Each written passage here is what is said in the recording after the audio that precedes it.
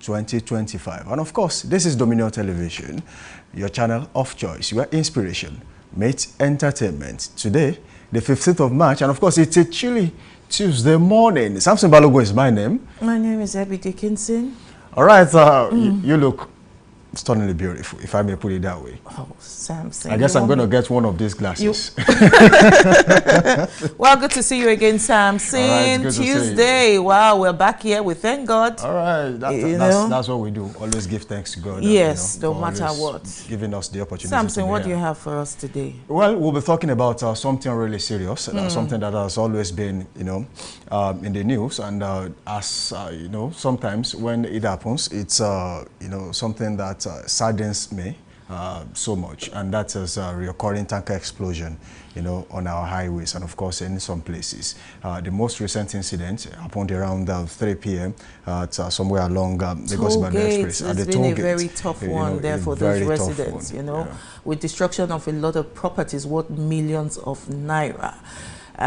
This occurrence has not just left just wreckage, but a lot of grief, sadness and questions people are asking. As long as we want to talk about this, we must also not forget to sensitize our people on the need to always make sure that safety is much more important, than what comes with the freebies you get when you get to scoop fuel when tanker actually explodes on the road. And then when talking about sensitization, one thing you have to do is that when tanker explodes, some of the things it brings along is fire and heat, and the explosion can result in massive fire and extreme heat, causing severe burns, fatalities, and destruction of properties. And the people really have to know this. It is quite important. Do people not already know, or we just need? Every time we talk about sensitization, and sometimes I feel, have we not done enough? Or we really can't do enough when it comes to sensitizing people? From my own point of view, I think there is nothing called too much information. I agree with you. You can always pass information across to people and make sure that, at every point in time, you get to remind them of what exactly they stand to lose or gain when things like this happen. So aside from that, we can talk about the toxic fumes. When tanker burns, you cannot afford to be seen in that place. You cannot even, for your health, for the sake of your health. Even when you are not close there, it can affect you. It can affect you. Yes, that's what people need to know. You don't have to be at the scene. Now, these explosions have happened, and it's just reoccurring. I mean, it happened in the Iwo Road axis, has happened on Ring Road, and now Tollgate. What exactly is the problem with tanker explosions? Are we going to say it's the road maintenance? Is it safety checks? What do you think? Well, I think it's a bit of everything, the fact that we do not have what we call maintenance culture in this part of the world. And it is really disastrous to know that that is exactly what is happening, especially in a country like Nigeria, where we have all the facilities to make sure our people are safe.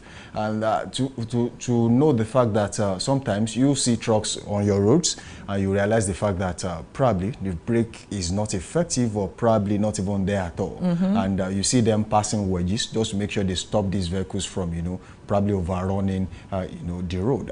It's a major problem, and that is attributed to systemic failure. If there's a system that checks this, and then the people also have to understand, even as a driver, you don't see road safety officials, you don't see vehicle inspection officials as people who have actually been put on the road to witch hunt you. No. They are trying to save your lives. Sometimes ago, I think about a month ago, someone was telling me how a safety official was telling him that his tire had expired at the time. And then it was like, the tire is still good. I said, look, they are telling you that this tire could explode anytime. So it means that, still driving your car around with this kind of tire means but the person you are might taking not a very accept. huge risk. Yes, that's the point. Accept. Maybe he feels he just bought the tires and it's not ready, it's not in time. Because sometimes I think these people even sell expired tires. Yes. So those are the things they should check. The fact that we import expired tires says a lot about who we are as a country. We import them. And then you realize that when you get to places where they sell these, imported tires, expired ones, used ones, you realize the fact that some of them are folded into one another. It means, how do you fold tire and you expect it to be in good condition when you bring them back out. Forget the fact that you know, you have pumped and then there is air inside. It still does not make it good. It's as good as you are probably you know, bringing money out of your wallet to buy expired products, and you expect it to work as, you know, brand new. And you know, another area we should be looking at is actually emergency response. Yes, for issues like this. Quite important. You know, I think because when such things happen, what should we do? How quick are they? Sometimes they say there's a toll-free line. I don't know how toll-free these lines are. Do they go through? Do our emergency response team, are they on standby? Even when you talk of the fire service, sometimes you call fire service and they say they don't have water. I think this is these are questions that need to be answered. Corridor of power should answer. People who have been put in places of you know, responsibilities, saddled with responsibilities in parastatals, MDAs, you know, ministries. These are questions they should answer. I mean, we're calling on both federal and state governments, because you see some, they will say this is a federal road, so it's not our business. But I think the federal and the state governments, you actually work together. You know, how quick are these bodies to respond to fire incidents? Exactly. How quick are they to respond to accidents on our roads? These are questions we need to start answering. And aside from that, some of the things we need to understand is that I'm still talking about the health hazards that comes with you know, tanker explosions, which is reoccurring on our roads recently.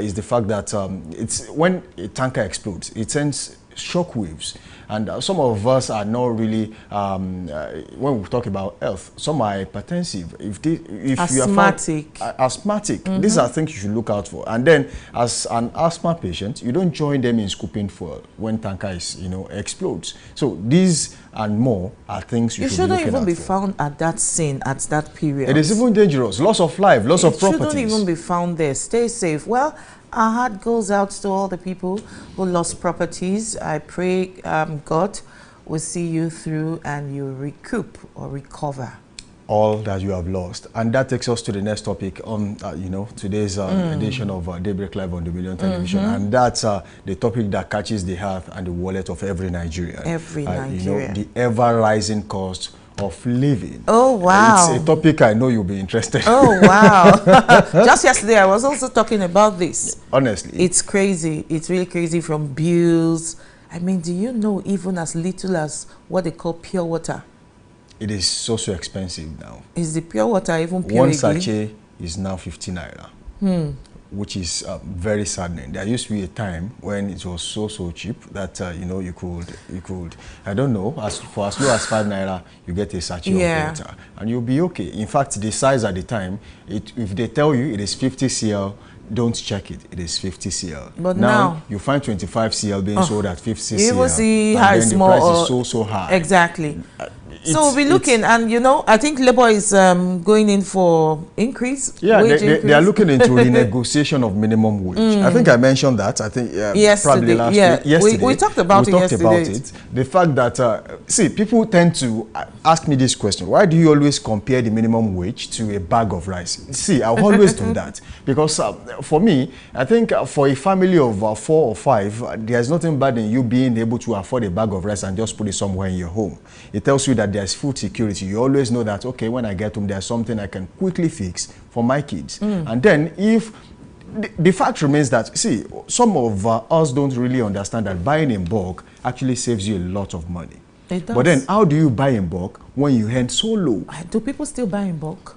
That's the point. How many people really can no longer, there used to be a time while we were growing up, there used to be a time when you check the kitchen, you can barely have a space to stay because food is almost everywhere. You find yam somewhere, beans somewhere, you find rice, all sorts of foods. That is when you eat balanced diet. You are always having a roster of today we are going to do one wine and cook. Tomorrow we are going to do this. Next tomorrow we will do this. And then everyone knows what is going to happen. Unless there is a special occasion when the family decides to say, okay, let's do something special. Probably we are going to do this, do that.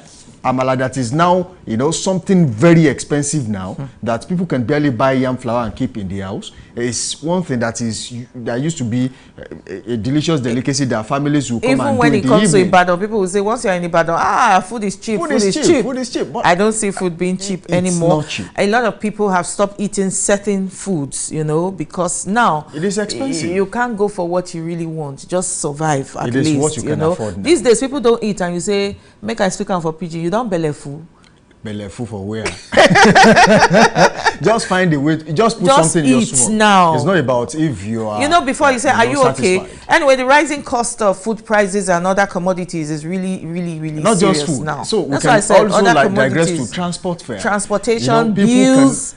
There was a time people in this country would probably do public transport instead of going out with their own personal cars. You know why? It is cheaper to go on public transport. Now we don't even know the difference if buying fuel in your own car or going on public transport. It amounts to almost the same thing. So you prefer to buy fuel in your own car because the convenience will still be there. You know, you are not stopping over from one bus stop to another before getting to your place of work or wherever you are going. And that aside, you can also talk about electricity bills, which is choking virtually everyone. The fact that there is a band A, band B, band C somewhere, the band A people, they are groaning and moaning, you know, what they pay for electricity. What of the people that are bandless? The bandless ones are also being overcharged, especially those ones that do not have prepaid meters. So they just come, someone just wakes up somewhere and says you have used 15,000 naira. What's that? There's this what they call, that's one that you don't estimated have exactly. You just estimate and say, okay, you have spent a so amount of money. Some just look at your house from outside and just imagine. By imagination, you are not even home. Probably the whole family traveled for Easter, traveled for Salah, probably Eid al-Fitr or Eid al-Kabir, and no one is at home, and then the bill is still going to be there. And mind you, you are on estimated billing. It's not like they know exactly how much electricity you are using,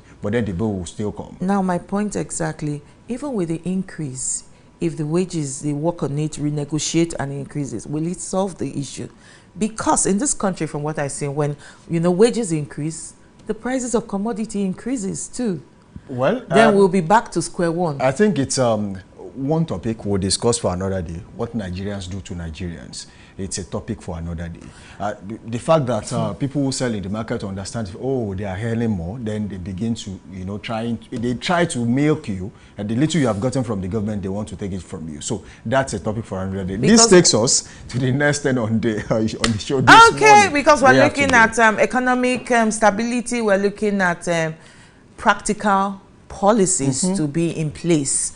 But hey, we're still on Daybreak Live, reaching you from Dominion Television. And this is the time we'll go for news. Yes, we'll go for news. Daybreak News. But then before we do that, don't forget you can join us on all social media platforms. On YouTube, it is at Dominion Broadcast. That's where you can watch us live. You can also do that on our website, Instagram, which is at dominion.org.ng. While you can also link up with us on all those social media platforms, on Instagram, Facebook, and TikTok. It is at Dominion Broadcast. And of course, on X, it is at Dominion Cast. We'll be back after this time out. Let's go for Daybreak News on Dominion Television. As Uzoms is on standby. Is waiting.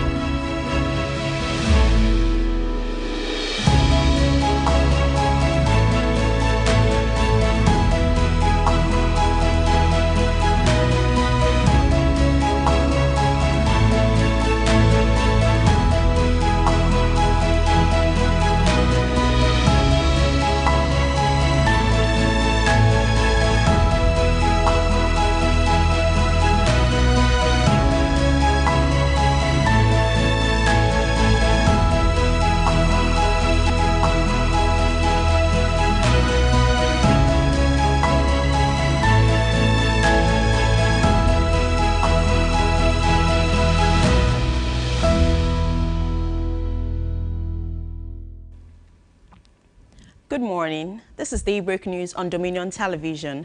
My name is Uzoms Okechukwu. The People's Democratic Party Governors Forum have distanced itself from a coalition of opposition politicians. It disclosed this during a meeting in Ibadan, the Oyo State capital, yesterday. The forum, under the leadership of the Bauchi State Governor, Bala Muhammad, said that it won't join any alliance ahead of the 2027 presidential election. The forum also heightened the crisis over the authentic National Secretary of the party by backing the Deputy National Secretary, Setonji Koshode, as acting National Secretary. An Oyo State High Court sitting in Ibadan has dismissed a suit contesting the nomination and installation of Olubon of Orile Ibon, Oba Francis Olushola Alao. In his ruling yesterday, Justice K.O. Adedokun nullified the case for lack of jurisdiction. 4 members of the Akimbola family who instituted the suit contested the selection, appointment, and approval of Oba Alao as the Olubon. Justice Adedokun held that the court lacked the jurisdiction to entertain the matter, saying that the claimants had no local stand to file the suit. He ruled that the case failed to include Surulere local government as the authority legally empowered to commence the selection process and approve the traditional ruler's appointment, thus defective. Meanwhile, leaders and members of the Hausa community in Oyo State have declared they are in full support of the decision of Olubadan of Ibadan land, Oba Akinloye Owolabi Olakunleyi, to declare the title of Sakin Sasa as illegal and null and void. The community made these declarations shortly after its emergency meeting held at Sabo in Ibadan yesterday. The Hausa community noted that it is only the Olubadan that has the power to install or remove any traditional title holder in Ibadan land. Meanwhile, the Attorney General of the Federation and Minister of Justice, Prince Lateef Fagbemi San, has canvassed for greater efforts and commitments to the federal government's aspirations to produce a workable legal framework for the country. Fagbemi charged the committee put in place by the federal government to review, revise, and consolidate the laws of the Federation of Nigeria to double the efforts and commitments to deliver on the mandate at the appointed time. He said that the second retreat organized by the federal government was a strategic consolidation of the national law reform efforts and to provide an invaluable opportunity to come up with a better workable legal framework for the nation. The Vice-Chancellor of the Federal University of Oye-Ekiti in Ekiti State, Professor Abayomi Sunday Fasino, has been suspended following allegations of sexual harassment leveled against him by a senior female university official, Engineer Folasade Adebayo. The suspension, which takes effect immediately, followed the intervention of the Minister of Education, Dr. Tunji Alausa, who reportedly expressed strong dissatisfaction with the initial recommendation of the university's Governing Council Committee, exonerating Professor Fasino. Following the minister's intervention, Senator Ndoma Eba convened an emergency online meeting of the Governing Council yesterday, during which the council resolved to suspend Professor Fasino. Gunmen have attacked ZK community in the Basa local government area of Plateau State and reportedly killed at least 51 people, with several houses razed. According to a Kwal community leader, Wakili Tunwe, the attackers invaded the village in the early hours yesterday and shot sporadically at residents who were scampering for safety after hearing gunshots. Tunwe mentioned that a team of vigilantes, including himself and some security personnel, were on patrol in another community when the attackers invaded the village and started shooting. Though the security personnel engaged the invaders and succeeded in repelling the attackers, with about 36 persons shot dead and 4 others dying later. Some other residents sustained gunshot wounds and are receiving medical attention at the hospital. The Rivers State Sole Administrator, retired Vice Admiral Ibok Ete Ibas, has challenged the Nigerian Bar Association to refund the 300 million naira from suspended Governor Sim Fubara's administration. Ibas said that the money was given to NBA to host its annual general conference in Port Harcourt, but it was later relocated to Enugu State. NBA had disclosed that it moved its 2025 annual general conference from Port Harcourt to Enugu due to the emergency rule in Rivers State. Disclosing this, NBA's leadership, Afam Osigwe, said that the actions of Ibas undermines democratic institutions and processes, adding that it flouts the rule of law with impunity, which NBA abhors. In business, the 23 power generation companies in Nigeria have warned that they can no longer guarantee a steady electricity supply due to the worsening liquidity crisis in the electricity market, with outstanding debts now exceeding 4 trillion naira. The firms under the aegis of the Association of Power Generation Companies raised the alarm in a statement issued yesterday and signed by the chairman of the Board of Trustees, retired Colonel Sani Bello. They said that the debt burden and operational constraints currently facing the companies could force an imminent shutdown of power plants if urgent interventions were not implemented. They warned that the continued non-payment for electricity generated and consumed on the national grid was pushing the Nigerian power sector towards a total collapse.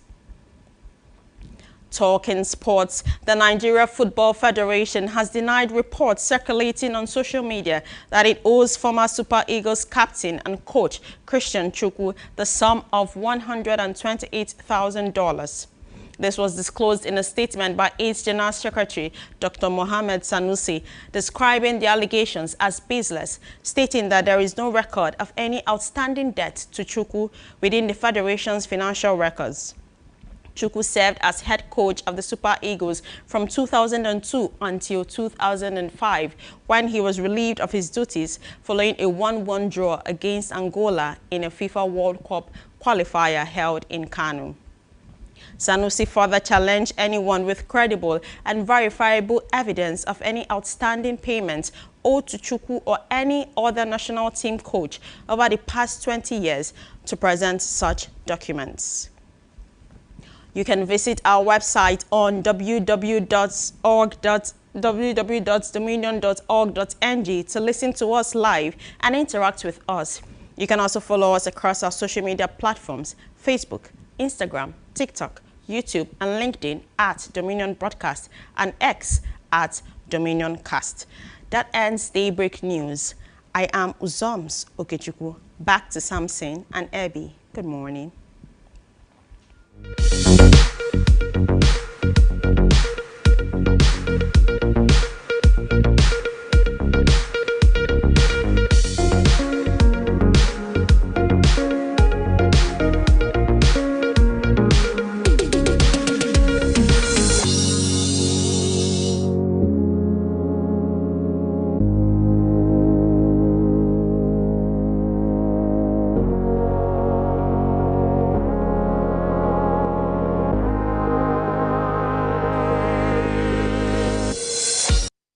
All right, welcome back from that short break. That was Daybreak News on Dominion Television. Of course, the show is still Daybreak Live on Dominion Television, your channel of choice. And of course, Samson Balogu is my name. I still have with me in the studio this morning, Abby, they can sing. Thank you for still having me, Samson.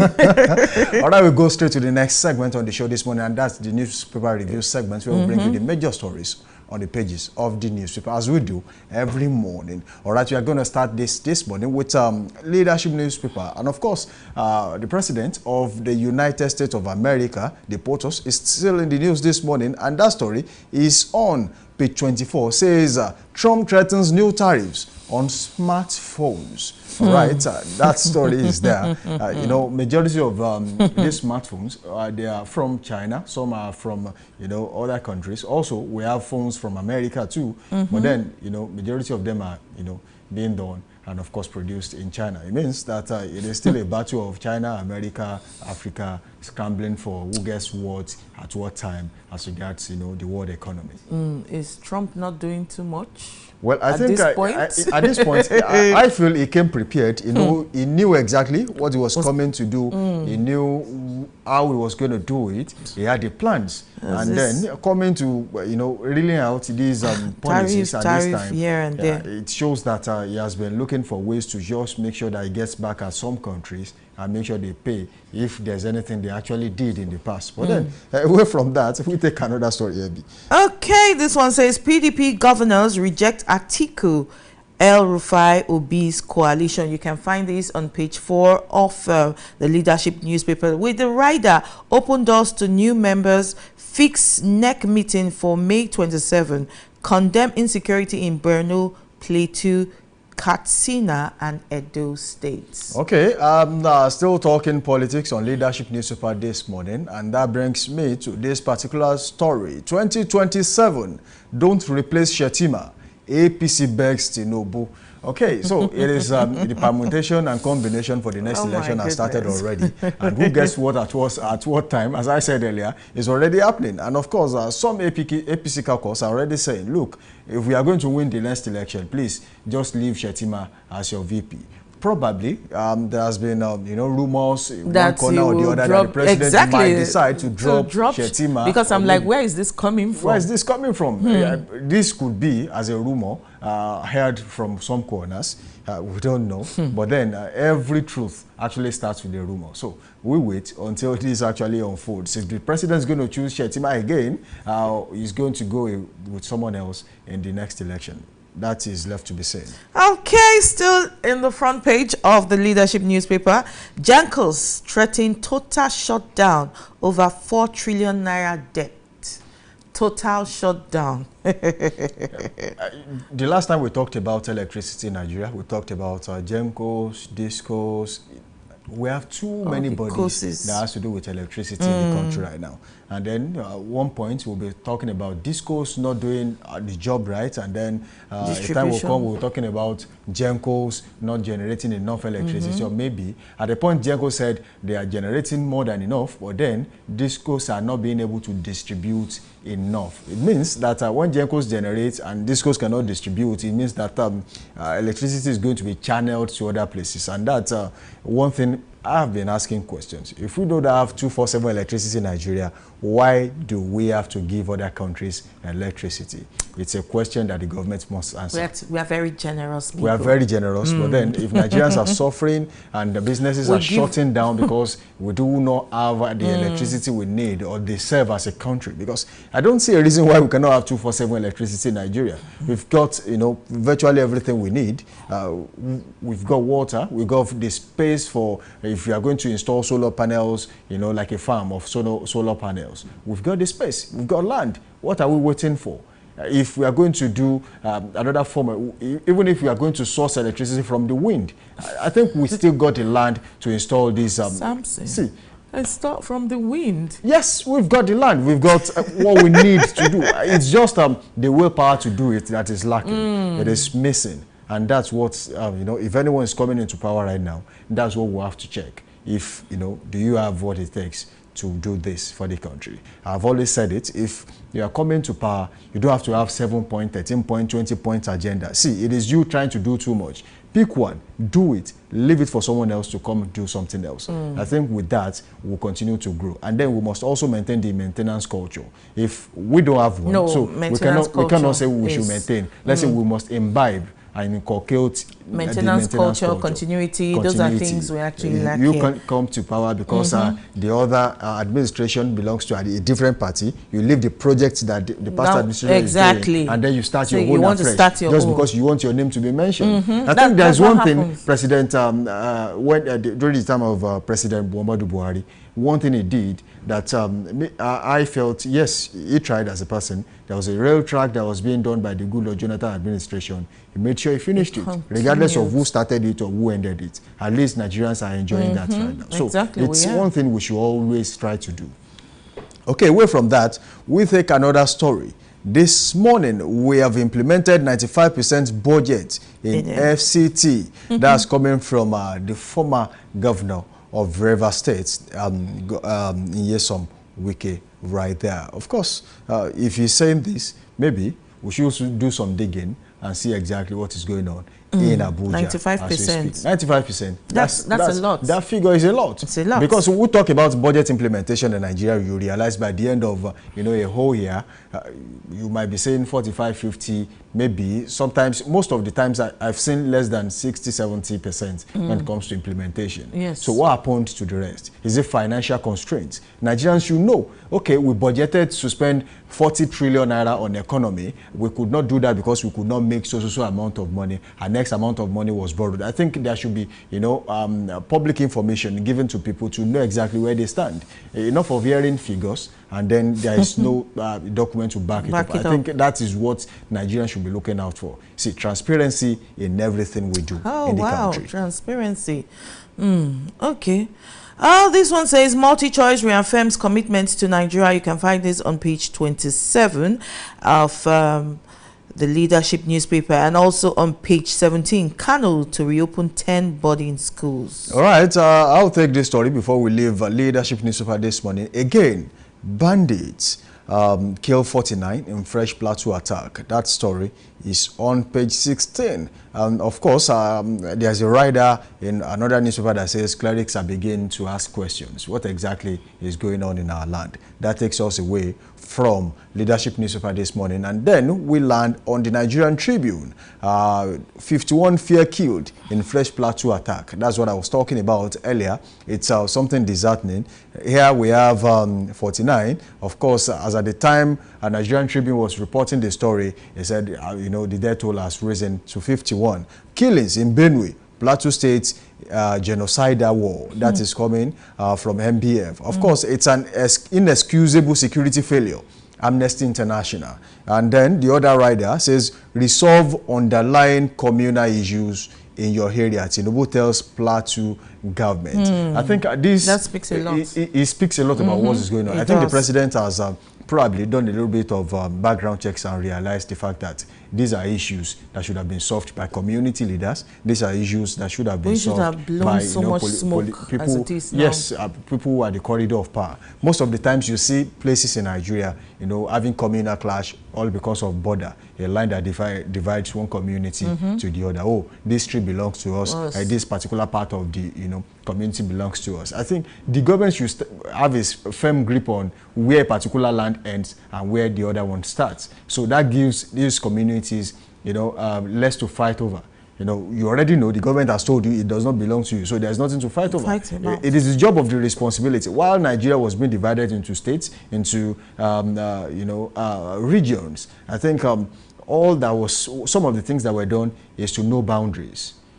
When you're traveling, you realize, goodbye to so-so community, and then when you turn back, you say welcome to so-so community. That tells you that those communities, they know exactly where their lands end. But we still have communal clashes as regards boundaries a lot of times. But then, I do not want to limit what is happening in Plateau, Benue State to communal clash because of boundaries. I think it is shouldn't be limited to much more than that. Much more than that. And the wider scope of investigations should be done to make sure they ascertain what exactly is going on and then nip it in the bud so that it does not go beyond what we currently have. All right, still on the Nigerian Tribune, top left, Nigeria must pursue 10% GDP growth to achieve $1 trillion economy by 2030.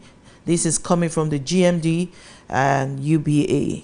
Okay, solar. Nigeria spends 200 billion naira on importation of panels. That's coming from REA MD. Lagos government. REA signed MOU on rural electrification. That story is on page 6 of the Nigerian Tribune. I think there was a similar story that came out last week. Yes. Talking about the ban on importation of solar panels. And the presidency are saying, look, we have what it takes to produce these panels in Nigeria. Why do we have to spend so much money on importation? And an importing economy is a dying economy for me, because the more you continue to import, the worse the chances of local manufacturers to survive. You are are killing them gradually, and that's a major problem. If we cannot produce, the only economy that will survive, that will thrive and grow, is an economy that produces what the people need within that particular country. We have gone so low in recent years that we import everything and anything, and that's a problem. We even import fuel when we have refineries in Nigeria. We can't resuscitate. If Dangote can build a refinery successfully, why can't Nigeria do that? If we do not have, if the current crop of refineries we have in Nigeria, if they are not working, if we feel like if we continue to spend more money on making sure they come back to life, if we feel like, okay, we are wasting money, why don't we leave them aside, build a fresh refinery? If Dangote can do that under how many years, I think Nigeria can do it. You know, the refinery issue is really, I mean, I keep wondering, how many refineries do we have and none is working? It's a big shame. But yet, that's, like you said, Dangote. If Dangote can do refinery. Even if he took a loan, Nigeria can also take a loan to make sure that this is done. But then the question is, do people at the corridor of power have the willpower to actually do things that will make Nigerians smile, that will ease the pain of an average Nigerian, that will make sure that things are running smoothly, that make sure that Nigerians no longer have to cry over things that a government should readily provide? I ask questions. Most Nigerians who actually have it difficult in Nigeria, the moment they travel abroad, seems like in some cases, some of the things they pray over in Nigeria suddenly becomes what they no longer care about, because it is readily provided by the government. So 99.9% of people's prayer points are things the government should provide. Why do we have to pray for electricity to come when I'm going to pay? It's a problem. So it's the government should look into that and make sure that this is fixed. If we have to pray because we want water, when the government can easily provide running water, it's the responsibility of an average Nigerian to pay for water once the government has provided it. So provide water, put a channel to it that if you use water, you pay. People will pay. People, if we get the water, if we get the, even they are paying when they are not getting it. People are paying for electricity and they are not getting. So why won't they pay when they are getting electricity? Look at people who have prepaid meters right now, and then they are on band A electricity. They are paying. You know why? Because they have what it takes. They have electricity, and of course there is no point not paying because you are enjoying the electricity. All you have to do is when you are leaving and you know you are not at home, you put off your every gadget and then you go out. It means that once you are not there, your charges are not reading. Look at situations we have with some pay TV these days. We realize the fact that whether you watch or you don't watch, you have to pay. Once you subscribe, it's a problem. And in some places, if you are not watching, it means that you are not paying. If you are watching, you pay. There should be, pay as you go package for everyone to enjoy. And that takes us away from that story. We take another one this morning. All right, still on Nigerian Tribune, 300 million naira Austin right. River State donation was a gift. That's coming from the NBA. That's on page 25. This story has actually caused a lot of issues.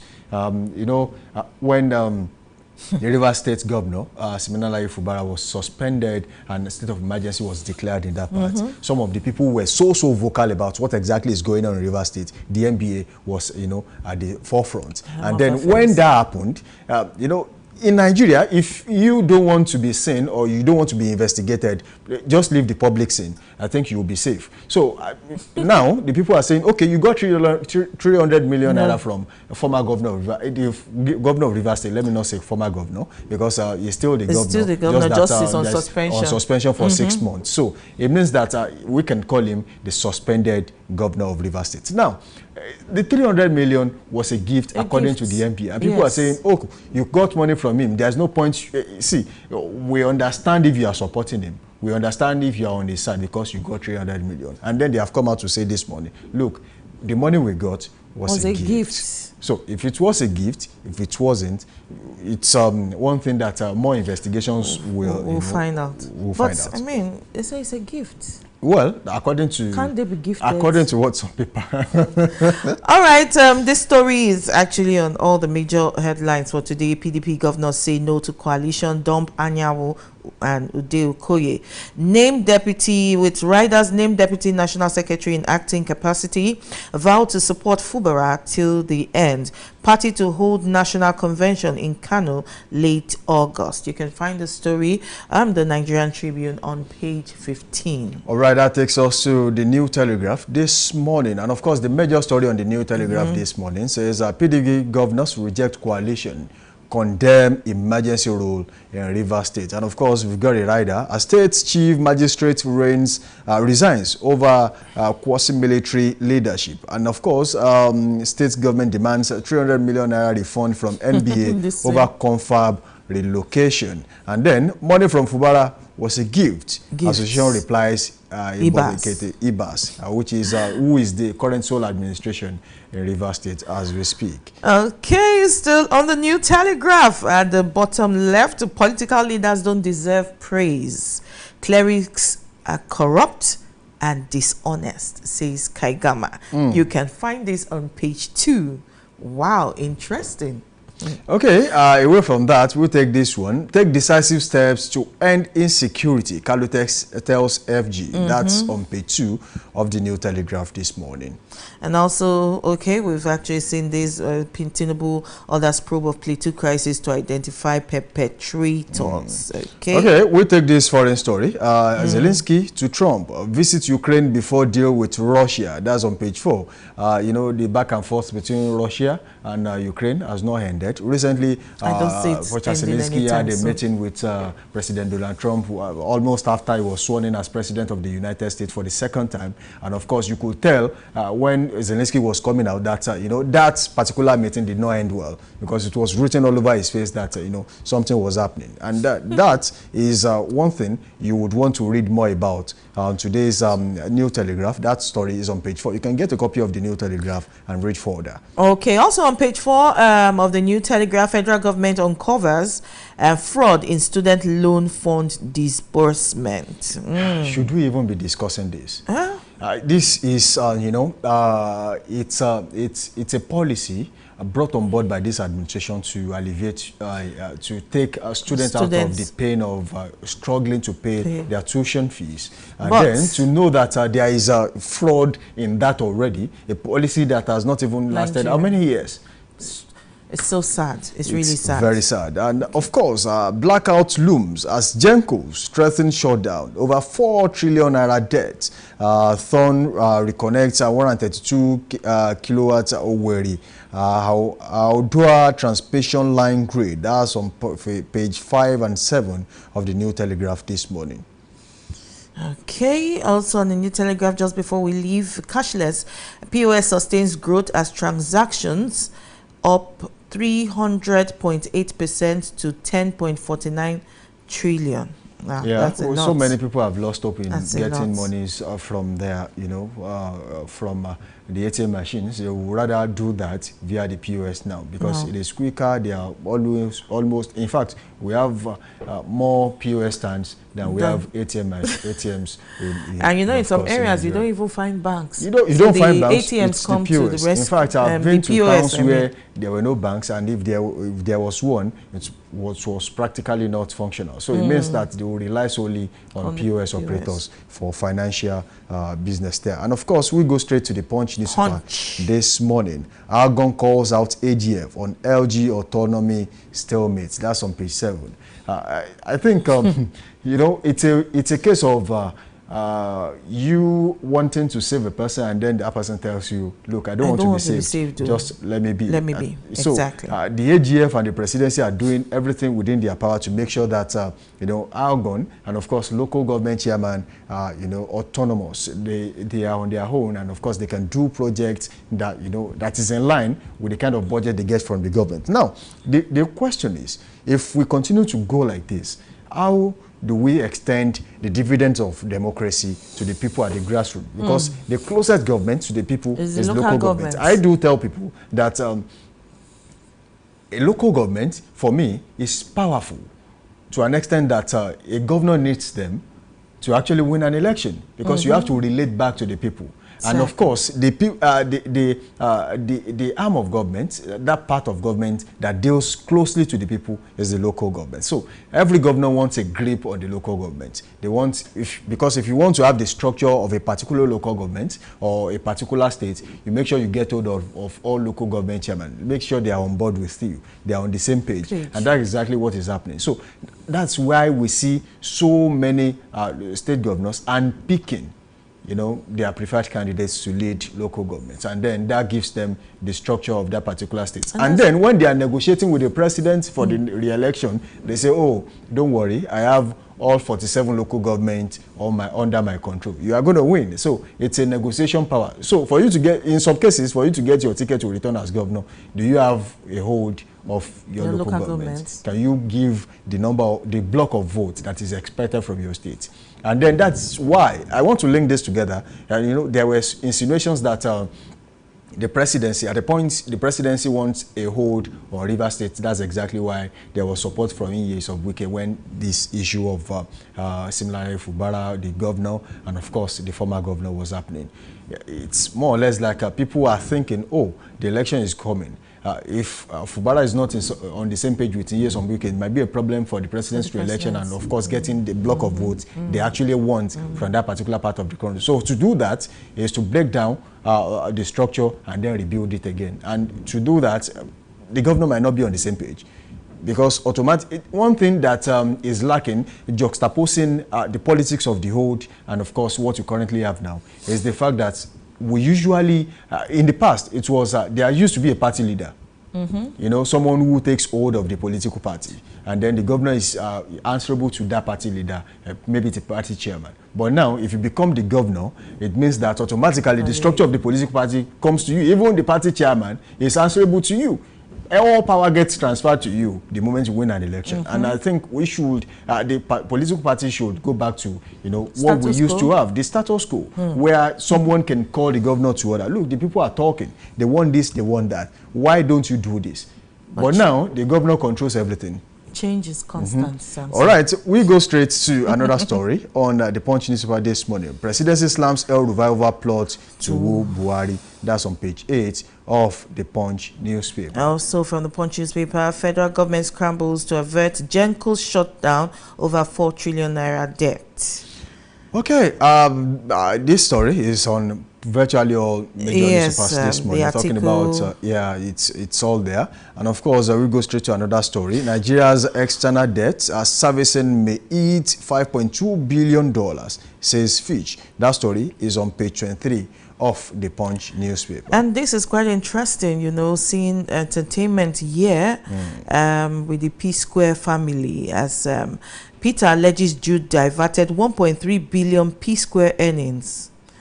You know, I mean, I thought blood was thicker than water. Well, I think it will only be that way when money is not involved. It's really one of the things saddening to see that, you know, there are things that could, things like this happen. Put this, make this kind of things happen to a family and money, and the other one, which I don't want to mention, we can go away from there. But then money is very, very important, and to think that you are being cheated when you feel, you know, we are all family members, we run the same business, and then you feel maligned somehow, you feel marginalized, then it becomes a problem. I think even if you want to, you don't want to sacrifice the family, you want to be loyal to the family name, at a point you get to a stage where you will still feel like, I think I deserve more than what I'm getting. That's his own side of the story. That's Peter. And then Paul and Jude Okoye, they're on the same page. They are claiming, there was no diversion of funds. But then Peter says he has records of funds being diverted,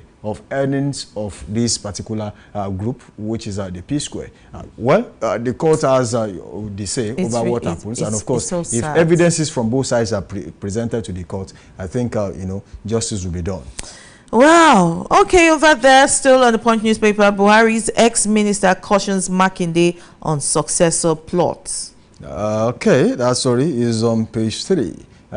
Is it new that when a governor is leaving, he tries to put someone who is going to, you know, maybe... No, it's not new. Maybe preserve his legacy. I don't want to say be it's a stooge, because it might not be that way in some cases, but then preserve legacies. Maybe do continue his projects to make sure that his projects do not get abandoned, just like we talked about it the other time. All right, we'll go straight to the Blueprint newspaper this morning. Of course, we will be taking this particular story. PDP governors rock Atiku's 2027 ambition or post-coalition. Okay, it's on all major newspapers. Troops snap 28 suspects, foil re-establishment of bunkering sites.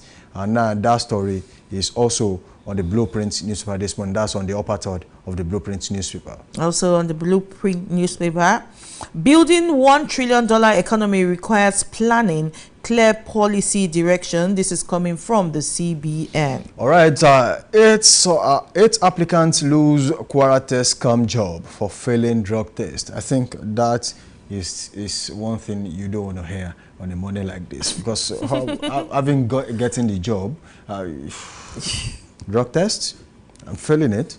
Crazy. It's okay. Really serious. Well, on page 7 of the Blueprint, federal government declares national emergency on food security. That is quite interesting. Yeah, food security is very important. Very important. I hope they really look into it. National emergency. I think national emergency is about the game now. Emergency everywhere. Everywhere. Well, if it puts the country on the right path, I think it won't be a bad idea. All right, institutions conniving with banks to shortchange NEL fund beneficiaries. That's coming from NOA, the National Orientation Agency, this morning. All right, this is for you, Samson Sports. Okay. What do you think about immortalizing Chukwu? Well, I think it's one thing that should be done. Christian Chukwu played a very important role in the history of Nigerian sports, Nigerian football. For me, he should be idolized, he should be immortalized, just as said. The fact that as a AFCON winner, also a coach who actually did so well for the Super Eagles of Nigeria, I think he deserves everything he gets. One of the names that can never be erased in the history of the Super Eagles. Christian Chukwu is one of them. He played a very important role, a pivotal role, in saying that the Super Eagles we see today, had a very good past, and of course, it's currently being built on by the current crop of the Super Eagles. So it's an important one. I think the government should try as much as possible to do this. We have seen stadiums being renamed after individuals who played a very good role. The Samson Siastia Stadium, the Adoki Messi Amaka Stadium, and so on, and Teslim Balogun Stadium. These are stadiums being named after so many people who played a very important role in the history of sports in Nigeria. So if this is done for Christian Chukwu, I think it's a very good one. Okay, still on the Blueprint, women group protest in support of Rivers emergency rule. You can find this on page 6. I don't know, I'm sure you saw that story with a lot of women wearing white in Rivers State. What do you make of that? Well, I think in Nigeria, some of the times we protest genuinely. Some of the times we get motivated by one thing or the other to protest. So we don't want to go into that. It is only those who protested who actually know exactly why they are doing that. So I want to leave that to them. And they have the, how do I put it? They have the sole reason for doing it. And of course, it is known to them. They have their reasons. And that takes us to the next segment on the show this morning. We'll go on a short break. The show is still Daybreak Live on Dominion Television. We're inspiration, just like you said. It's entertainment. It's a very good line. And of course, you can join us on all social media platforms. On YouTube, it is at Dominion Broadcast. That's where you can watch us live. You can also do that on our website, which is at dominion.org.ng, dominion.org.ng. You can also link up with us on all other social media platforms like Instagram, like Facebook, and of course TikTok. It is at Dominion Broadcast. On X, formerly Twitter, it is at Dominion Cast. Thank you for being a part of this show so far. We'll go on a short break. When we return, we move to the next segment on the show this morning.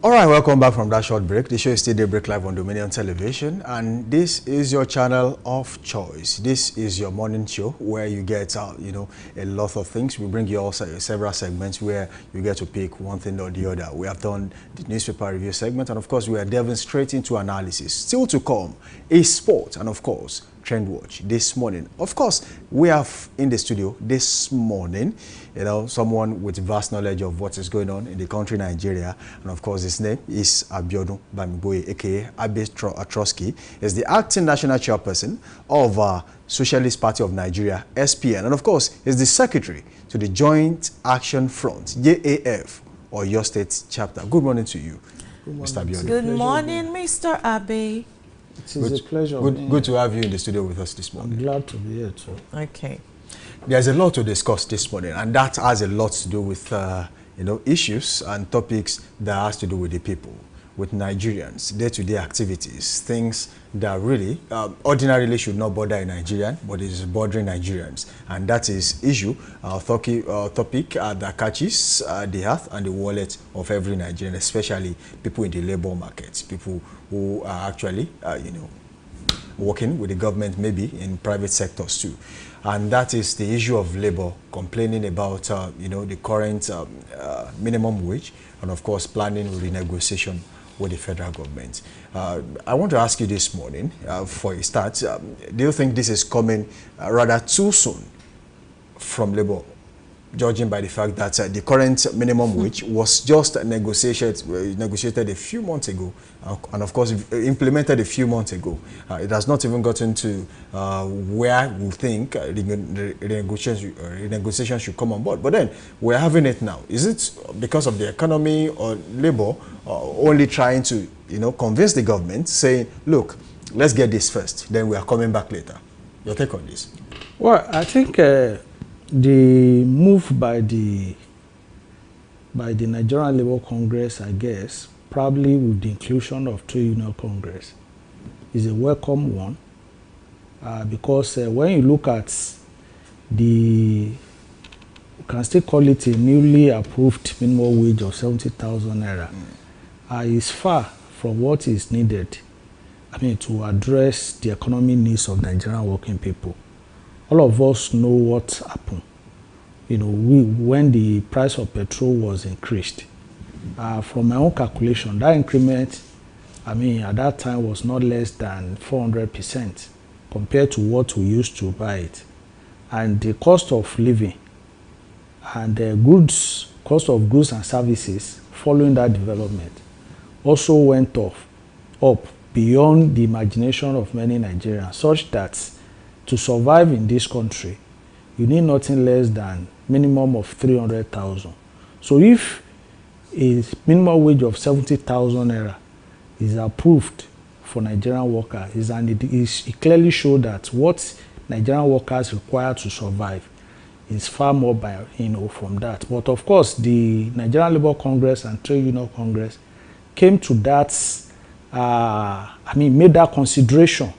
I mean, given the complaint by the private sector at that time that did not have capacity to pay and the rest, and on that basis, they pleaded, you know, that what they approved, you know, should be agreed to by all parties. And that was why, I mean, the Labour agreed to that. But with a caveat, and the caveat is that that's minimum wage will always be subjected to review every 2 years against previous ones that used to be 5 years.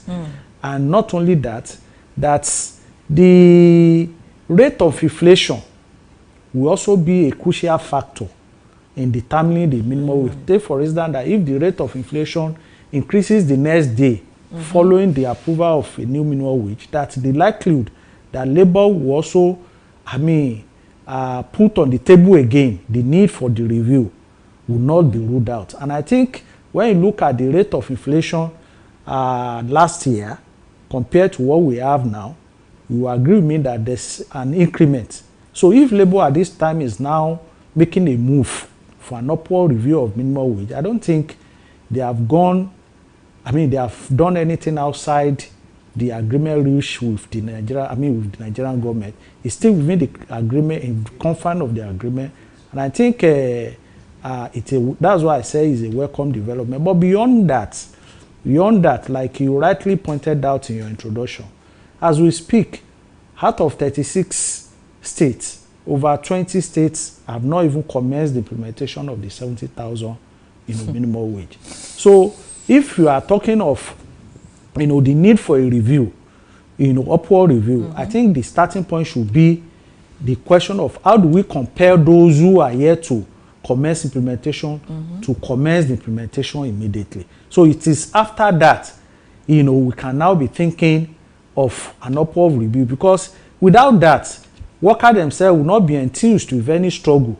for an upward review, because what that means is that whatever is improved upwardly, it will always be what people call audio increment, which is not going to be implemented anywhere. But if labor commenced struggle, agitation to compel states that have not started implementation now to implement it, by the time they commence a struggle, for an upward review, it's going to enjoy massive support and participation by a lot of Nigerian working people, because they are going to know that they are going to benefit from it.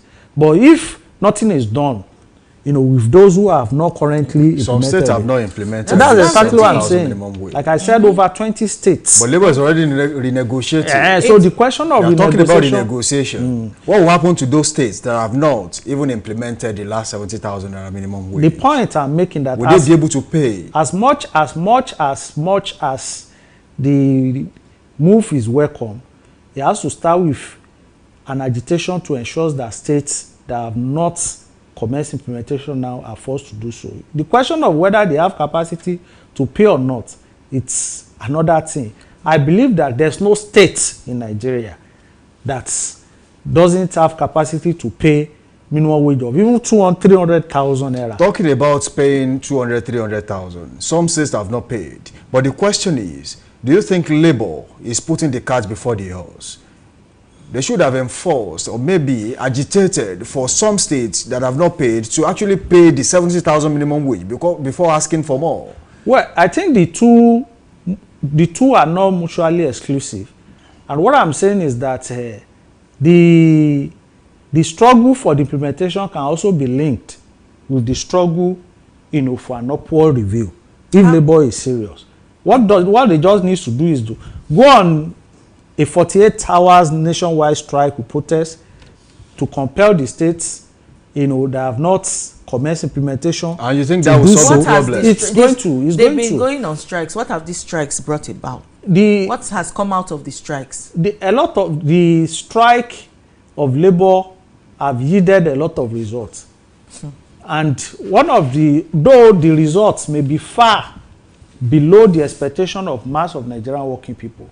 Like I always tell people, under Obasanjo regime, between 1999 up to 2007, we knew the number of struggle we waged in this country against hiking pump price in this country. And I can tell you that after that regime, all the regime that came after it also witnessed similar agitations by Nigerian working people. If not because of that singular effort by Nigerian working people in form of those struggles, by now the price of petrol will have gone as high as 3,000 naira. And I'm going to tell you how I came to that conclusion.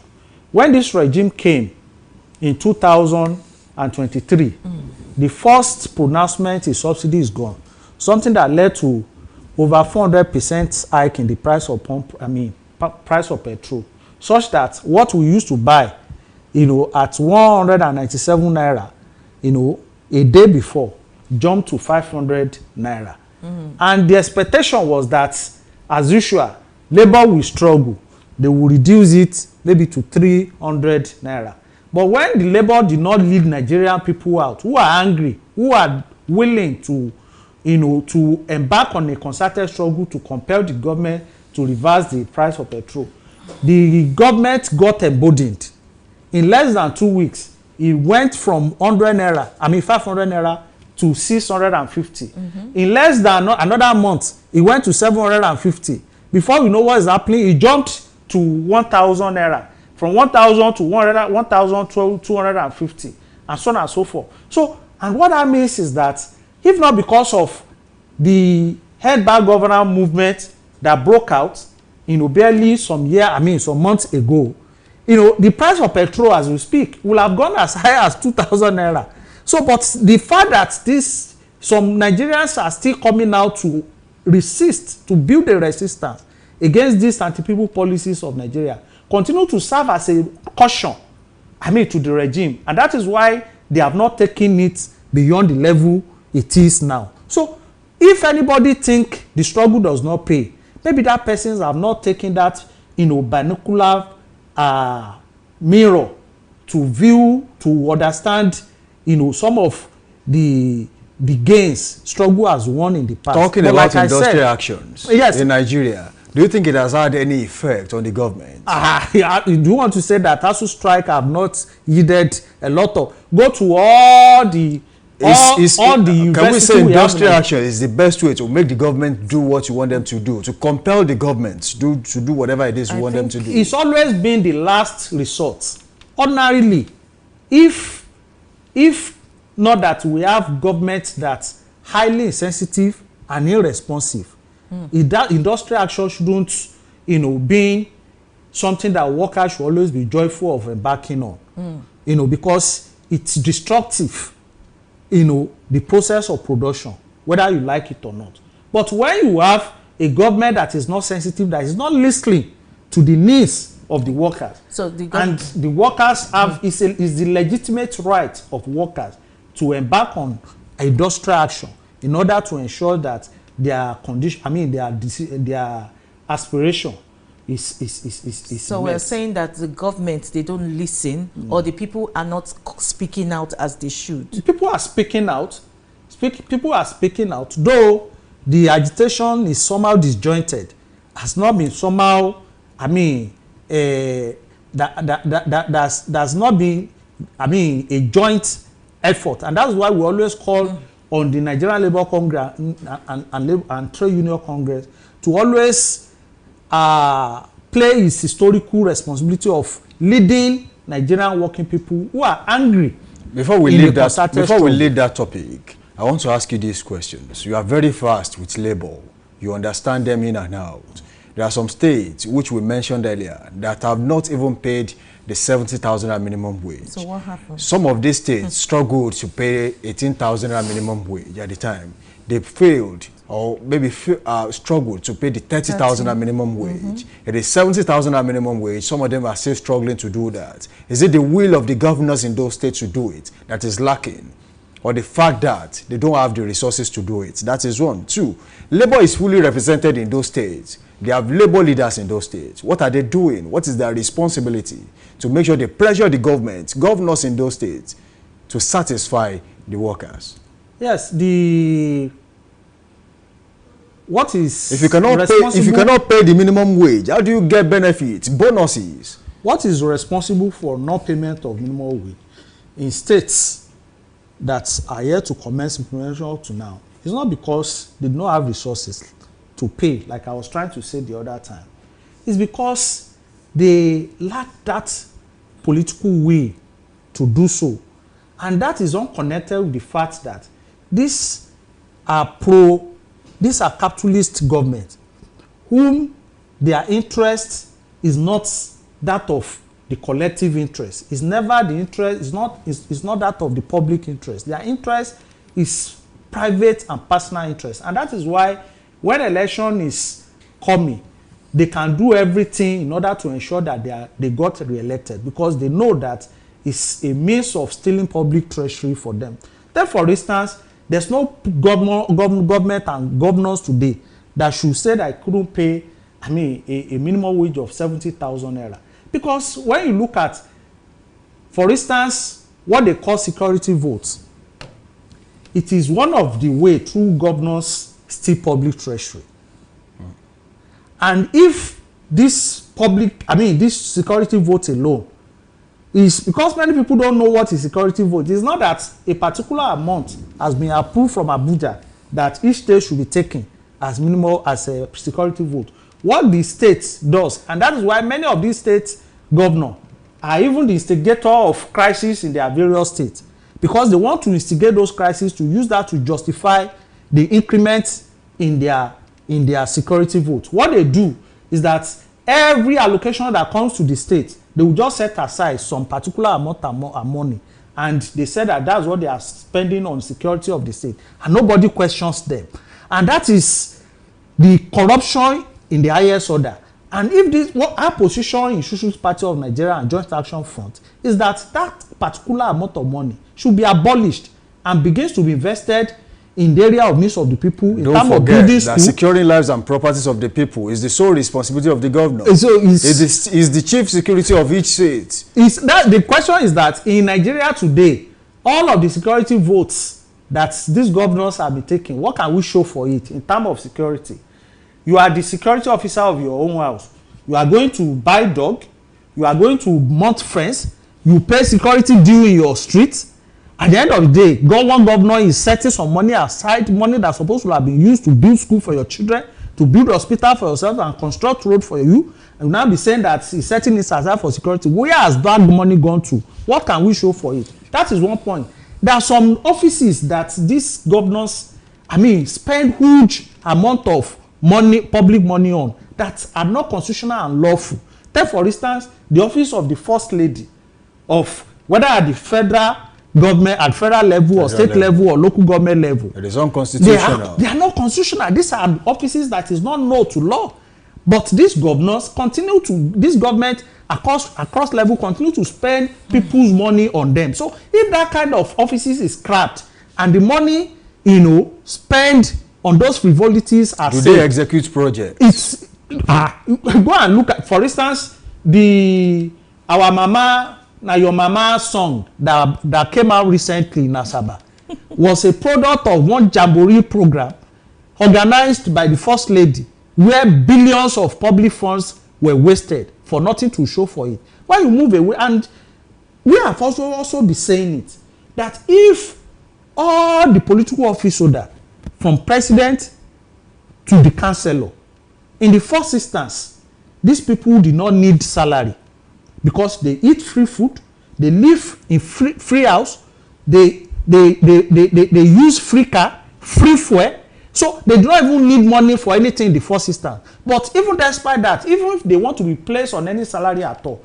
let that salary be calculated on the basis of minimum wage earned by civil servant. If that is done, that the salary of governor, the salary of commissioner, the salary of chairman, the salary of president are calculated on the basis of 70,000 minimum wage, it's going to liberate a lot of resources that today no state will be telling us that it doesn't have capacity to pay a minimum wage of paltry 70,000 minimum wage. Okay, sir. After this highlighting and everything you've said, great. Will I be right if I still say Labour is not doing the best? Because if you highlight all these things, the first lady is not constitutional and all, what is Labour doing? Labour is not working. No. You are correct. Labour is not working, because if you see all these things, if you put your house in order, Labour is not working. You are correct to say that Labour has failed in its responsibility in terms of defending the interests of its member in Nigeria. No doubt about it. You made mention of the state's leadership the other time, that what are they doing? The truth of the matter is that most of these states' leadership, they are too weak and feeble to confront their state governor. Don't forget, the state governors are like emperor in various states. There's no state you go from your state to Lagos State to Osun State to Anambra State to Kano to anywhere. Governors are the emperor in their state. Before we leave this particular topic, I'm going to ask you this question, and then we'll move from this topic to something else this morning. And of course, that has to do with the removal of fuel subsidy. Since the removal of fuel subsidy, allocation going to each state has increased by around 45.5%, meaning that each state have more money coming from the coffers of the federal government allocated to them to cater for the people of their states. Now, even after the increase, in the allocation, federal allocation coming in for each state, some states have still not been able to pay the new minimum wage, which is about to become the whole minimum wage if renegotiation starts. Where's the problem coming from? Exactly your point has further strengthened my earlier point to say that no state today shouldn't have excuse of not be able to pay the minimum wage. But where the problem comes from is also what she has also hinted. The failure of the labor leader to build a concerted struggle to humble this government, because it is never out of oppressor to give liberty to an oppressed. Liberation is not given. You have to you take it. You have to force it out, from your oppressor. That is what the labor leaders have done today. Left for the rank and file member of labor, the workers, the poor, and the youth, they are ready to struggle, and they have demonstrated that at different times. But the leadership of labor, as we have it today, continue to serve like a brake each time their members want to move, and that is where we are today. And the problem is not connected with the fact that their major problem, because each time labor call a struggle or a strike and they suspended it, people always draw a conclusion that they have collected money. I always say that is always far from the truth. I'm not making a brief for them, but these are people that I know that they are billionaires already. No amount of money that government will give to them, they will now make them to suspend struggle. That is not so. But the problem always being that they themselves don't know that there's an alternative way this society can be run compared to what we have currently. They don't have that conviction. And your courage always flow from conviction. If Abe Trotsky is the labor leader today in Nigeria, I know that there's an alternative way to run this society, that socialism or a socialist program can reposition this country effortlessly. And I'm going to make sure that I devote every energy and resources I have to continue to campaign for that. Through that, but many of the labor leaders today. Let's talk politics this morning. That has a lot to do with what is going on in Nigeria as we speak. 2027. Don't replace Shettima. APC begs Tinubu. This is a story on Leadership Newspaper this morning. 2027 is still 2 years away, and then there is already permutations and combinations about who gets what at what time, and then they're already pleading with the president, look, you have to stay with Shettima. What is the interest the party has in Shettima that they are already saying Tinubu should not change Shettima? We have seen cases where a governor, a president is coming back to power, probably for the election, and decides to change the VP, decides to change the deputy governor. That has a lot to do with what he wants to do next in his administration. When there were insinuations at the time when Kashim Shettima was brought on board, the current vice president of the Federal Republic of Nigeria, aside from the fact that he stands a chance to bring blocks of votes from that part of the country, it was said to be the one to handle security in Nigeria. And now, the current state of security in Nigeria, economy and security. But then the problem is, all these things are still in shambles. Nigeria is still where we are today. Your take on this? Well, the plea, by the APC members or party that the president should not replace his vice president is an indication that there's an ongoing internal rift, with the party. Because like people will say, if there's no fire, there's no smoke. There can't be any smoke. If there are no indication of a possible replacement, I mean, there wouldn't have been that plea. And that is just a glimpse of what we should be expecting, before 2027 general election. And that is because the interest of politicians, is always being to position themselves where their self-serving interest will be actualized. The APC that is making that plea they are not doing so because of the interests of Nigerian people. And I'm happy in your introduction you stressed it, that this discussion should be first and foremost centered on the interests of the public, the workers, the poor, those who constitute the majority, who are the chief victims of various anti-people policies of the government.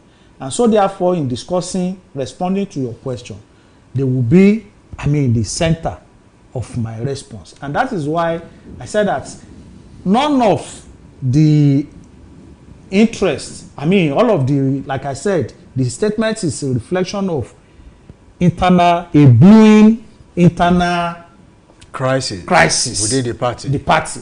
And those who are pleading to the government, to the president, knows that if that decision is taken, it's going to create a kind of it's going to reduce the strength of the party. Don't forget, this is a party that since the inception of civil rule in this country in 1999, this is the first time a president will get to power, to the office, with a vote that is less than 10 million. That was the vote gotten by Tinubu. Current administration. And what that means is that this government came to power from a weak point. And what that means is that if there's no effort to continue to hold the party together, there's likely that that vote is going to be reduced. And I think that's the basis for that plea. But why I don't think we should bother ourselves as poor people with that kind of thing is that this rift, whether it's blowing or it's growing, rift at this moment, which is likely to manifest as time goes on, none of it is for the interest of the poor people. None is about Shettima. If Shettima and Tinubu is having an issue, it's never about question of we want schools to be built, or we want jobs to be created, or we want road to be constructed. That is not the source of the agitation. So I think Nigerian working people should bother themselves less.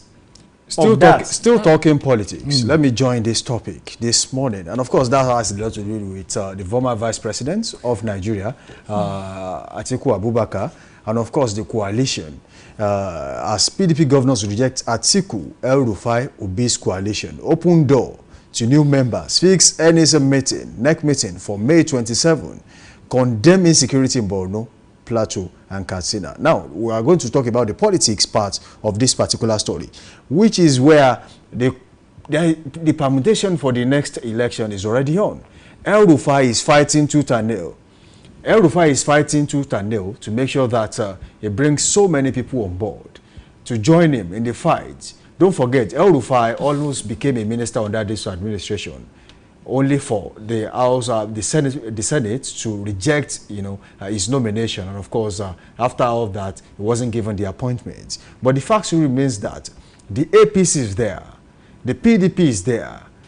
These are parties who are struggling to, get to power in the year this is 2025, 2027, another election. But the point is, SDP is also brewing.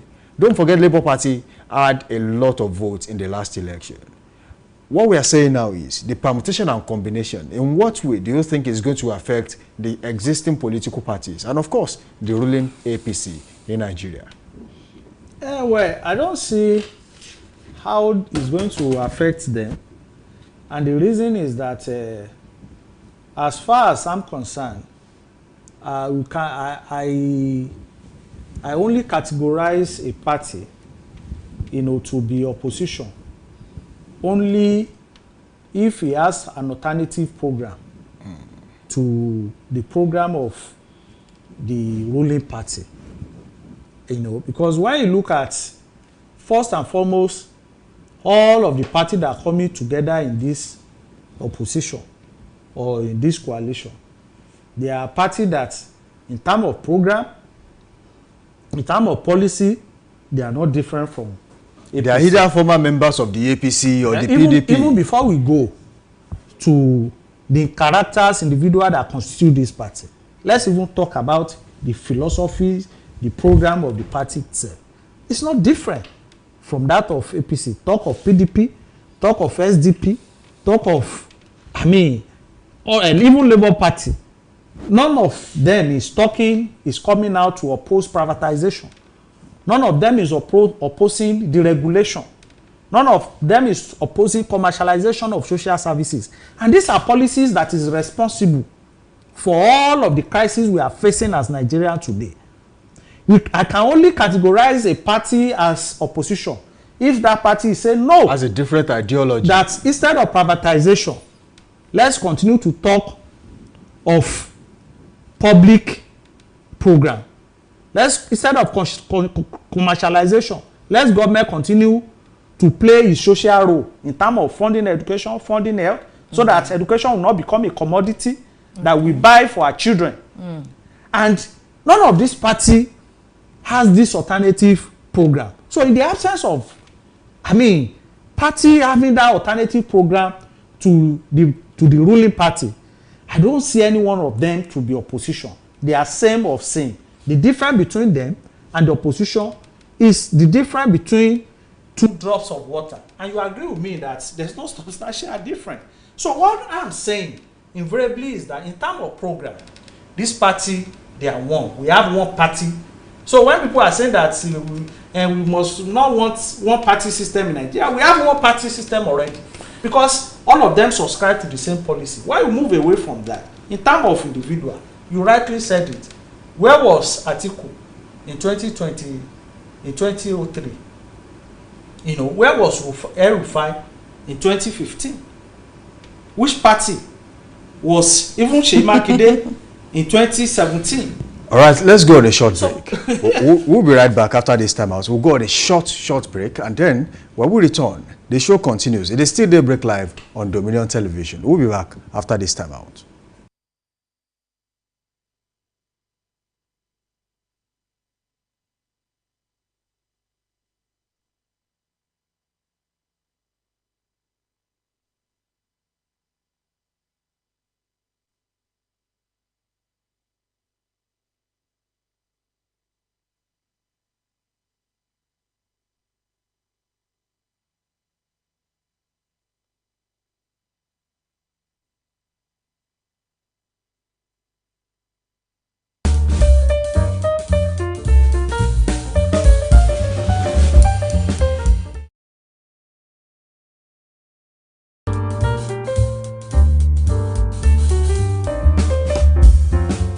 No doubt in my mind that with this collection, we are going to set agenda. More importantly, we are going to enforce social ethics. Because part of the problem of Nigeria is that the state is too powerful and the society is too weak.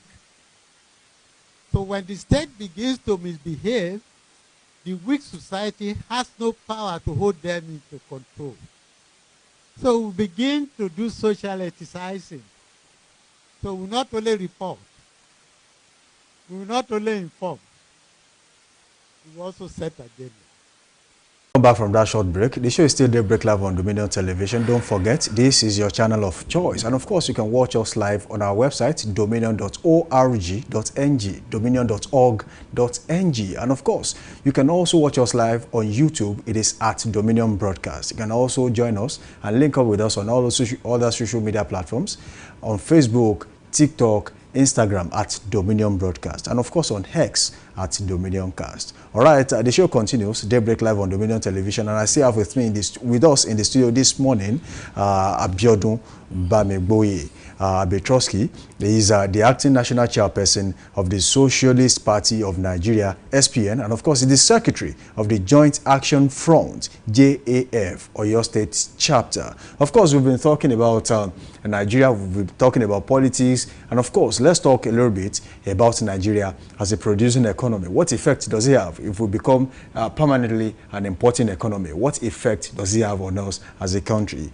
recently. Particularly the solar panel. The solar panel. Recently, the presidency talked about banning the importation of solar panels into the country, since we have what it takes to produce en masse in Nigeria. And of course, there are concerns about what happens to the importers. But then we want to talk about Nigeria spending so much money on importation. They spent 200 billion naira on importation of panels. That's coming from REAMD. And of course, this is a major problem. Talking about importation in Nigeria. Importation generally, what effect does it have on Nigerians, on Nigeria as a country, and of course, on the Nigerian economy? It makes mess of our currency. And that's always the root cause of inflation. Because the value of our currency will be reduced, especially when you continue to depend on consumption, importation of goods from other country for the consumption of your own country. Because before you buy those things, you have to be making a chase after the currency of those countries where you are importing those things from, in order to get them. And when you do that, you strengthen their own currency at the expense of your own currency. And that is what normally leads to the increase in the exchange rate, rate of inflation in the country. And the implication of that. The cost of goods and services will also go up, and job will be lost, and these are terrible consequences of a country depending on importation of goods from another. But when we don't country. have adequate supply here, what do we do? Like the solar panel, for instance, the electricity here is terrible, so people have to depend, especially business owners. Yes, if we have a responsible government, we don't even need to depend on solar panels. From other country, because every facilities that can require to produce those things locally are here in Nigeria. So are you saying we have an irresponsible government? We have government that is not responsible. Look at what China is doing today. China is as a country, is the driver of its own economy. And that is why all of the tariff war between China and the US is not really affecting China. Because the tariff war is only affecting private-owned businesses. And many of these private-owned businesses are not really owned by China as a country. They are owned by billionaires in other parts of the world who invested in China because of cheap labor. Take for instance, recently, a steel company was renationalized in UK recently. And it's as a result of the tariff war between US and Europe. The tariff imposed on steel production in UK. And the guy who is in charge, who is a China, said he can't cope with it. And he ran away. Because they have to protect the job of the British who work in that kind of a place. And what I mean is that, what if you have a government that is responsible? In short, agriculture alone, if you take a decision to invest in it, with arable lands we have in Nigeria, with huge population of productive use we have in this country, is enough to transform this country within the space of 1-2 years. Are you saying the government should invest in this industry? Yes, but when we are talking about investment, we are not talking of the one we do around, that we give fertilizers to youth, we give cutlasses, hose to youth, and we say we are investing in agriculture. That is sustenance farming. It can't feed the nation. It can't lead us to anywhere, because they are done in a disjointed, unorganized form.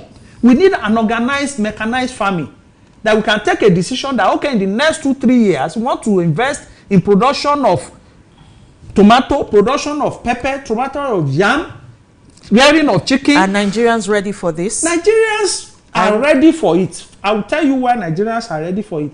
For Nigerian youth, having graduated from university, to be riding Okada, to be riding Marua, where many of them don't even make even 30,000 gain at the end of the month. If government invests in this kind of mechanized farming and place youth in a minimum wage or something. We seriously have to go this morning. This is a conversation for another day. And of course, definitely, we are going to stress it when next you are here on this show. Good to have you in the studio this morning, Abiodun Bamigboye. It's a pleasure being here. Abiodun Bamigboye is the acting national chairperson of Socialist Party of Nigeria, SPN. And of course, is the secretary, Joint Action Front, JAF, or your state chapter. Of course, he's a public affairs analyst. Thank you for coming today, Abiodun Bamigboye. Thank you so much. Good to have you. Of course, go straight to the next segment on the show this morning, and that's where we are going to link up with Toluwane Abe Paul for Dominion Sports. Of course, that's Daybreak Sports on Dominion Television, your channel of choice. Toluwane, good morning. How are you doing today? Good morning, Samson. Good morning, AB in the studio. I'm doing good, and I'm going to say good morning once again, and welcome to Daybreak Sports right here on your channel of choice, Dominion Television. Of course, I bet there are so many topics to discuss this morning. Interesting ones at that. Yes, interesting one as that, Samson. You know, the UEFA Champions League is up and running today, but we have major stories in the local scene and also in the world of tennis and also the ATP Tour. So we have so much to look forward to, you know, going forward in Daybreak Sport this morning. All right. Well done. All right, yes, moving away from straight into action, we're going to look at the story making the rounds in the local scene, and this is coming from Nasarawa United. You know, it's becoming a terrible situation, you know, back and forth about the fans' conduct, you know, in the stadium. And as at off the weekend, Nasarawa United faced sanction following fan violence in the MPFL match. Yes, the fans, you know, are having back and forth issues, not maintaining, you know, good conduct right there. Now, Nasarawa United Football Club is under intense scrutiny after a violent incident involving their supporters during a Nigeria Premier League football match against Plateau United on the 13th of April 2025. The match held at the Lafayette Township Stadium ended in a 3-2 victory for Nasarawa United, but was overshadowed by post-match violence following the final whistle. Nasarawa United fans stormed the pitch and attacked Plateau United midfielder Vincent Temitokpe, stabbing him in the neck. Temitokpe had been instrumental during the match, scoring a goal and earning a penalty for Plateau United. This assault was reportedly fueled by anger from the Nasarawa supporters who felt Temitokpe's performance was threatening their team success. That's the report coming through from there. But before we move away from there, let's see how the MPFL disciplinary actions is to play right there for Nasarawa United. Quickly, they're going to have a stadium closure. The Lafayette Township Stadium will be closed to the fans until the club demonstrates improved security measures. That's the update. Also, the financial penalties also for Nasarawa United. The club has been fined 3 million allocated as follows: 1 million for pitch you know, involvement, 1 million for failing to control their team and supporters, and 1 million for inadequate security provisions. Also, they're going to face a point deduction. Nasarawa United are going to face a deduction for 3 points and 3 goals from their current league standing. And also, we're going to have accountability measures. The club is mandated to identify and prosecute the individuals responsible for this assault with a progress to report submitted to MPFL within 7 working days. That's the update, you know, coming from the Nasarawa side, and I think they need to do better. Moving away from that, we're heading straight into the President Federation Cup right there, round of 16. I'll just give you the story coming through, you know, from Nasarawa United, and they're going to face Bayelsa United, you know, right there in Kogi. Also, we're going to see Solution FC take on Kwara United. We're going to see Warri Wolves take on Wiki Tourist. We're going to see Plateau United going to take on Osun United. Eyimba are going to take on Abakaliki FC. We're going to see the babies of the MPFL. We are doing great things right there in the MPFL. Are going to take on, you know, Beyond Limit FA. Also, Bendel Insurance are going to welcome Rangers International. And we're going to have Aqua United welcome Inter Lagos. That's the fixtures coming thick and fast right there in the President Federation Cup. Moving away from that, quickly we're going to see the Kalari Conference standings right there in the world of basketball.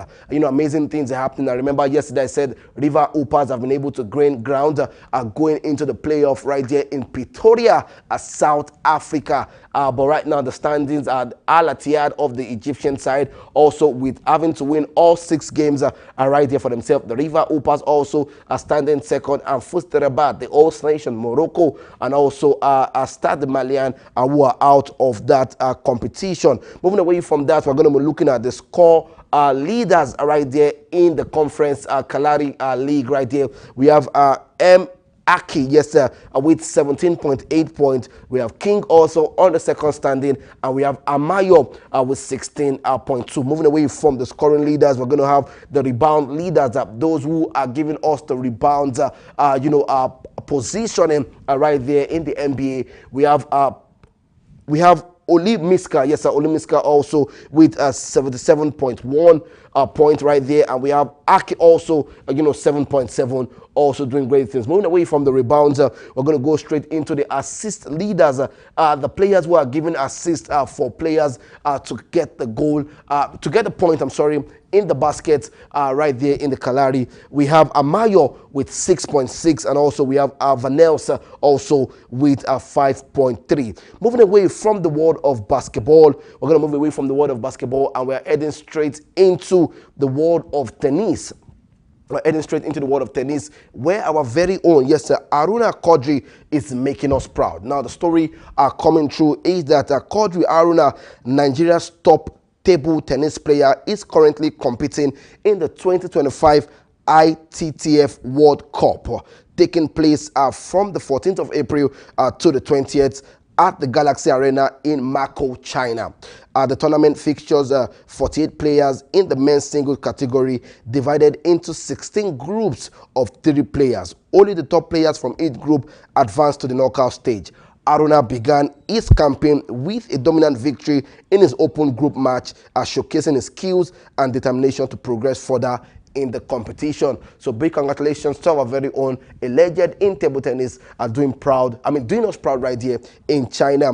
Moving away from that, still in the world of tennis, this is coming from the ATP Tour Top 3 Monte Carlos, competition. Right there. Remember yesterday I gave an update that Carlos Alcaraz, won that ATP trophy right there, defeating an Italian side, Lorenzo Musetti, right there in that competition. But he's sitting second, while we have the man sitting first on the table is Yannick Sinner also, and on third position is Alexander Zverev right there, for the ATP top 3 after the Monte Carlo, competition. Moving away from the world of tennis, we'll be heading straight to the games yesterday in the Premier League, where Bournemouth welcomed Fulham at the Vitality Stadium, and Semenyo given the first goal that secured all 3 points for Bournemouth right there at the Vitality Stadium in the Premier League. Moving away from the Premier League, also yesterday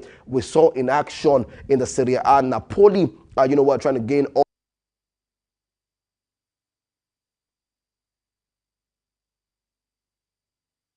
and Manchester United, former player Mark Tomini on the score sheet with a brace, and also another Manchester United player, Romelu Lukaku. I think Manchester United players need to, or maybe the management needs to be wondering what's happening right now. Our ex-players are doing great things, and just Mark Tomini, getting a praise, and Lukaku also. The game ended 3-0 in favor of Napoli against Empoli. Moving away from the Serie A, we're going to see the game in the right there, the Serie A. In La Liga Spain, where Atletico Madrid, welcome Valladolid. The game ended 4-2. Julian Alvarez, Salot, our key players getting the goal right there for Atletico Madrid. The game ended 4-2 in the La Liga Spain. Moving away from that, we're going to look at the table coming thick and fast right there, where we see standing there is Liverpool. Yes, Liverpool are doing great things there in match week 32 with 76 points. Arsenal also, I think, is over for Arsenal, and their main focus is going to be on the, remember, on Daybreak Report, I said, we have 5 teams who have qualified or who are going to qualify come next season. So right now we have Arsenal, we have Nottingham Forest, Newcastle, Manchester City, Chelsea, Aston Villa, Bournemouth, Fulham, and Brighton. So this team needs to get tickets going forward for Champions League come next season. Moving away from the Premier League, we're going straight into the Italian Serie A table, where we have Inter Milan, sitting with 71 points, first on the log table. Also, we have Napoli sitting second with 68 points right there. Also, we have Atalanta sitting third on the table with 61 points. So I think the fight for the Serie A trophy is going to be between Inter Milan and Napoli. Remember yesterday, Napoli picking up all 3 points on their home turf. Right, moving away from the Serie A, Italy, we're heading straight to the Spanish La Liga, where FC Barcelona are just leading the Galacticos, Real Madrid, with 4 points. And also Atletico Madrid, with the victory yesterday, 4-2, are also sitting third on the table. That's the situation, standing for the Premier League, the Serie A, and also the Spanish La Liga. Now, moving away from that, it's going to be a big night in the UEFA Champions League, and I'm excited to see what's going to happen right there at the Villa Park in Birmingham, where Aston Villa are going to welcome Paris Saint-Germain. Remember, the first leg went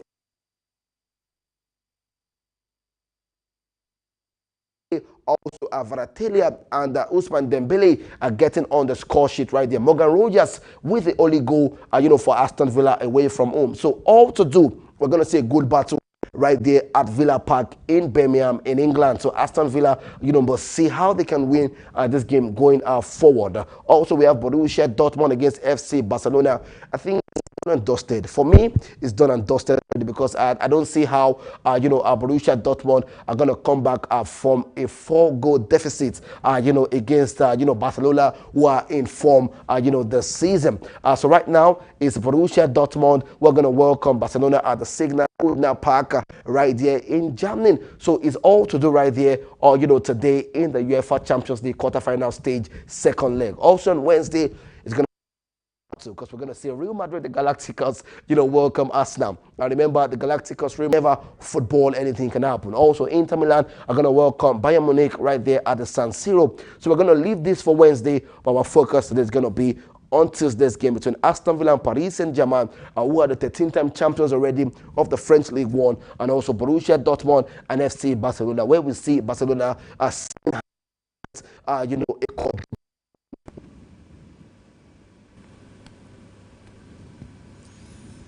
All right, Oluwani, that was awesome in the world of sports. Of course, what I noticed is that Aston Villa will be hosting, Paris Saint-Germain, later in the day. And of course, having lost the first leg 3-1, I really see how they are coming back from that particular game. Well, that takes us away from sports this morning. We're straight to Mokola Roundabout, where Dominion FM reporters, Dominion Television reporters are waiting for us to give us traffic reports from there. We'll be back after that.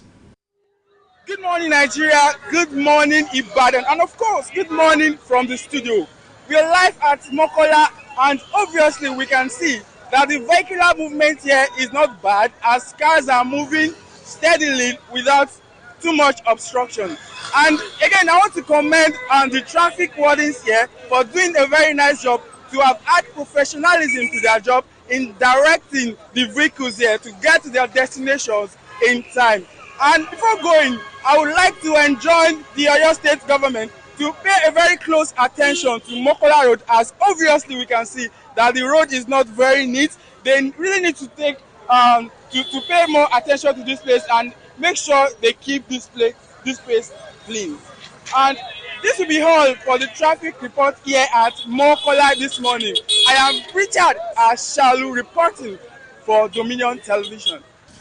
All right, thank you, Richard Ashalu. That was the traffic report at Mokola Roundabout this morning. Of course, that takes us closer and closer to the end of the show this morning. We say very big thank you to everyone that has been a part of this show so far. Yes. Don't forget, you can watch us live on all our social media platforms, especially YouTube. It is at Dominion Broadcast. You can also do that on our website at dominion.org.ng, at dominion.org.ng.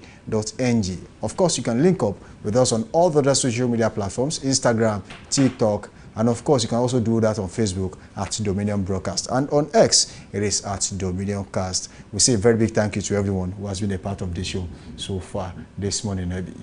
Thank you so much for having us. Thank you for watching. Thank you for staying tuned to Daybreak Live on Dominion Television. Tomorrow is another day. Yeah, absolutely. As we go this morning, we say be intentional about success. Being intentional gives you the edge over every other person. Samson Balogun is my name. Until tomorrow, as I keep being good, keep being safe, and of course, keep being nice out there. All right. My name is Abby Dickinson. God bless Nigeria.